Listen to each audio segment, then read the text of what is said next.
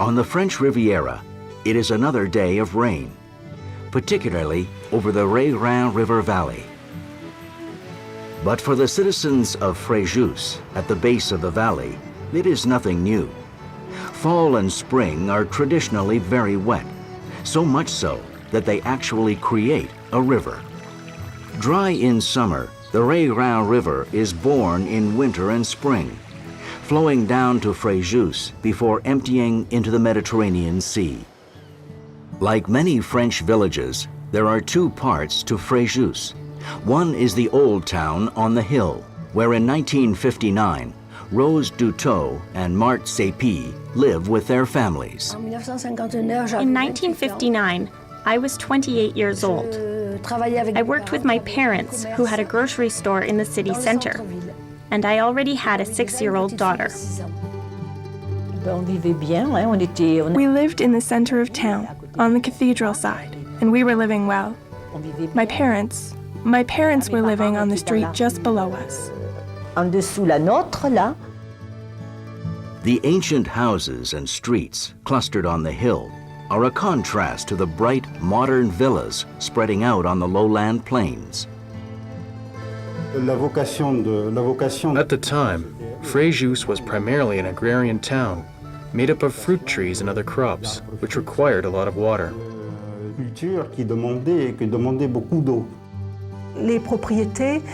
The properties were around 10 to 15 hectares. My parents had an older farm that dated back to the 19th century. It was like a lot of farms in Provence. Michelle Merot's family had been farmers for 4 generations, and although she boards at a private school during the week, she has spent most of her 15 years growing up on the farm. Like many farmers in the valley, the Merots can look back to days when fields were regularly devastated by floods brought on by heavy rains. That has not been the case since the Malpase Dam was completed in 1954. While several sites are considered, officials decide on the steep V-shaped terrain of the Rhin River Canyon, a choice based on geological studies indicating this site to be most favorable. Les autorités locales, n'est-ce pas, ont donc repris tous ces projets. In 1947-48, the local officials invited the world-renowned dam builder of the time, Mr. André Coyne, to submit a proposal for their project. Monsieur André Coyne, n'est-ce pas, de proposer des projets de barrage. To build the Malpase, Coyne uses thin concrete walls arched in the direction of the river's downstream pressure. This pressure compresses the walls tightly against the rock, strengthening the dam so that it requires less concrete to build. During construction, the rock foundation is inspected prior to placing the concrete, but no deficient geologic conditions are found. However, adjustments must be made to the dam immediately adjacent to valley walls. While the right side abuts directly to the rock face, a concrete wing is built on the left to close the gap between concrete and canyon. The dam is completed in 1954, and for the next 5 years, the reservoir behind it slowly fills, offering for the first time a controlled water supply to the valley below. The dam was their life. For my family, it brought happiness because they finally had water. We could finally farm a variety of fruits and vegetables. By the fall of 1959, the lake behind the Malpase Dam contains almost 50 billion liters of water. The torrential rains of November have raised the level to near capacity. It was during this time that they began to notice water leaking on the sides and other small things that troubled the engineers and the local authorities. A inquiété les ingénieurs et les responsables locaux.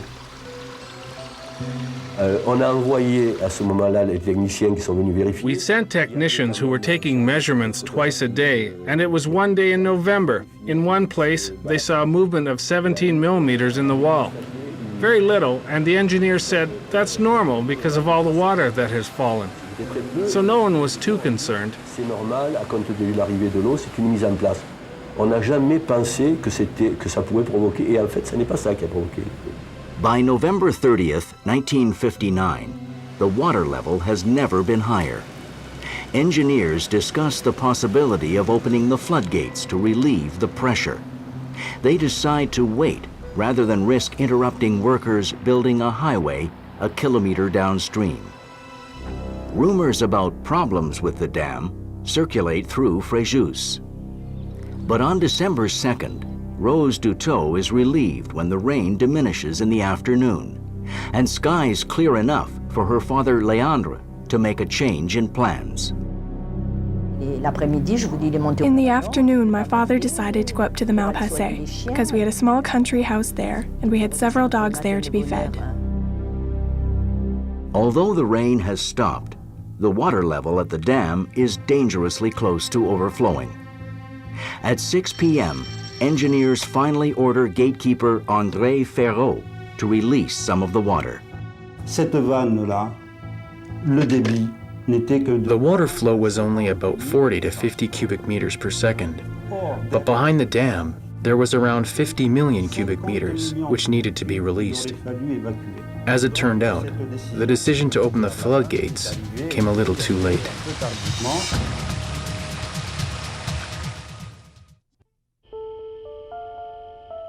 Wednesday, December 2nd, 1959.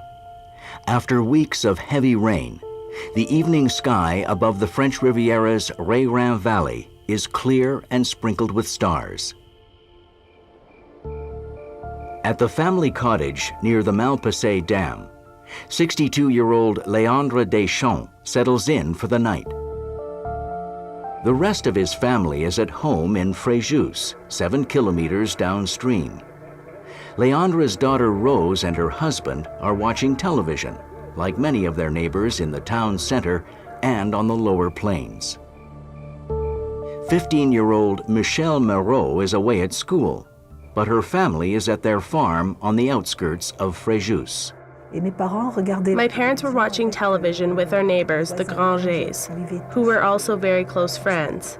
My second brother, my brother Gilbert, was watching television with my parents, and my older brother André was tired and went to bed.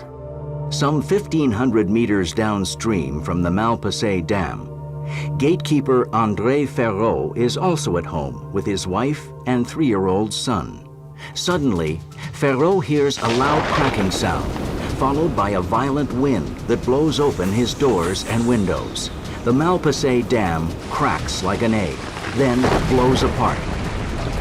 Its left bank abutment collapses, swept away by the water now rushing past. 50 billion liters of reservoir roar down the Ré-Rhin River Valley, a giant wall of water 10 meters high and 500 meters wide. It rips through the hamlet of Malpase and the autoroute construction site, leaving no survivors behind as it heads for the town of Fréjus. At his family farm, André Moreau wakens to the sound of his home ripping apart. He jumped out of bed. Thank God it was the right side of the bed, because half the wall was already gone.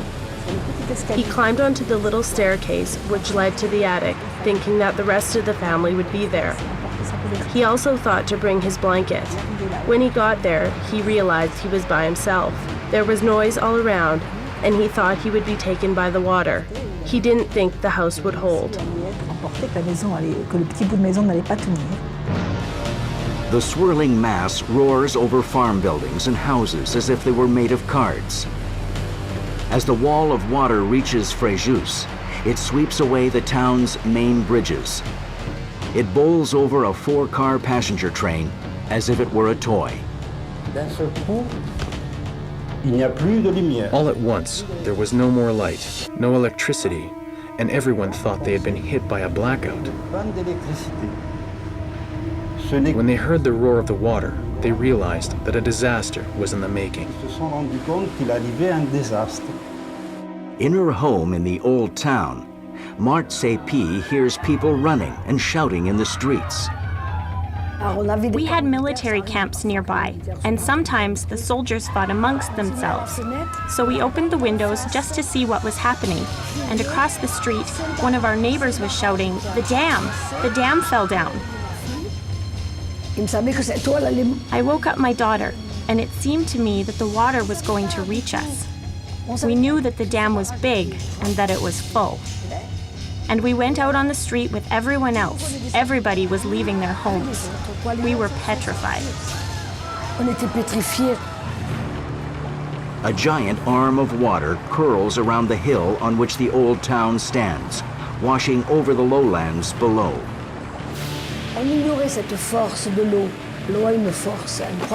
The water had an amazing force. Nothing could stop it.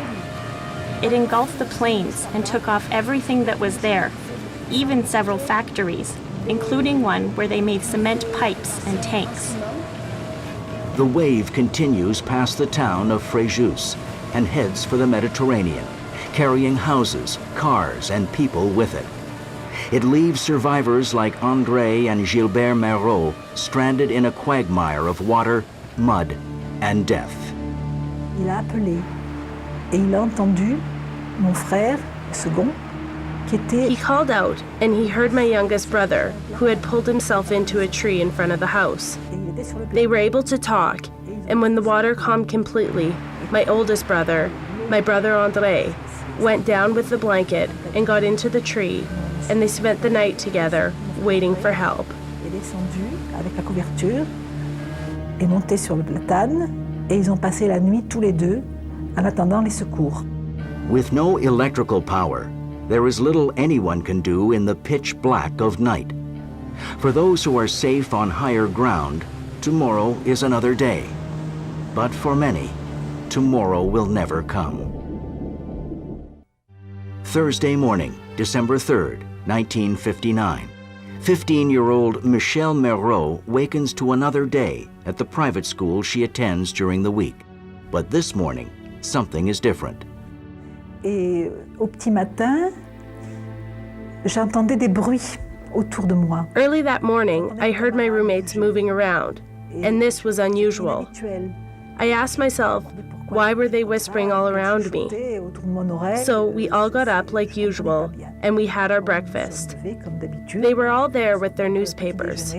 Every time I came near one of them, they would fold the newspapers, and I didn't understand. Elle repliait le journal et je ne comprenais pas. Et la directrice de l'établissement m'a fait appeler et m'a dit voilà le barrage de Fréjus. And the principal of the school called me and told me that the dam in Fréjus had exploded. We have concerns about your parents, but we have no news for you right now. Pour l'instant, on n'a pas plus de nouvelles. The collapse of the Malpase Dam has left a path of destruction, starting at the dam site 7 kilometers north of Fréjus and ending at the Mediterranean coast.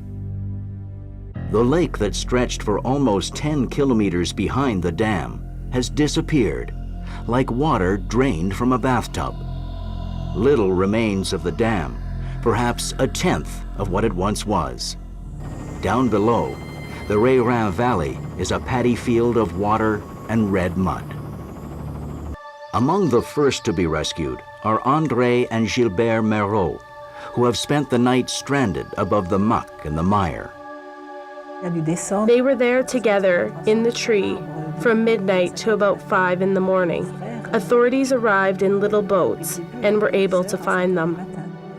Rose Dutot and her family are among those safe on the high ground of the old town, but one family member is not among them. So my husband, my brother, and a friend of ours decided to go up there. The next morning they found him at the foot of the dam, and we had a lot of grief, because if he wouldn't have gone to feed the dogs, he wouldn't be dead. He wouldn't have been taken by the wave. Michel Marot also receives bad news. Donc la directrice m'a appelé une nouvelle fois pour me dire The principal called me again to tell me that my aunt was waiting for me, and everyone had died except for my 2 brothers who were saved. There, that's it. It's always hard to talk about, even 45 years later. il ne faut pas que je vous fasse pleurer. Non, il ne faut pas.